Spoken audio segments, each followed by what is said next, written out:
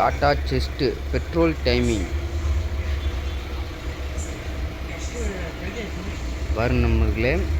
இந்த பெட்டு, இந்த கிளாம்பு, இந்த கப்பு, ஏர் ஃபில்டர்லேருந்து வால்டோ வரைக்கும் கழட்டணும். வால்டோக்குள்ளே ஒரு டைமிங் வரும்.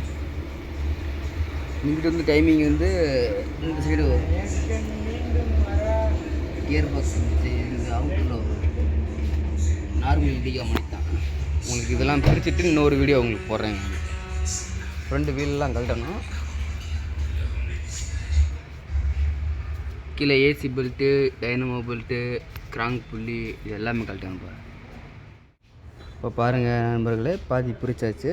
இன்னும் மீதி பிரிக்கணும். டைமிங் பெல்ட்டு மாற்றுறப்ப பார்த்தீங்கன்னா கீழே வாட்டர் பம்ப் போச்சு. தண்ணி ஊற்றிருக்கு வரும் ப்ளூ கலரில். பாருங்க நண்பர்களே, வால்டோரை பிரித்தாச்சு. சரியா, அப்புறம் எடுத்து அனுப்பிச்சி விட்றியா, இந்த வீடியோவில் அனுப்பிச்சி விட்றேன் அப்புறமா. இப்போ அண்ணன் போய் கீழே டைமிங் வைக்கிறாரு. வைங்கண்ணா.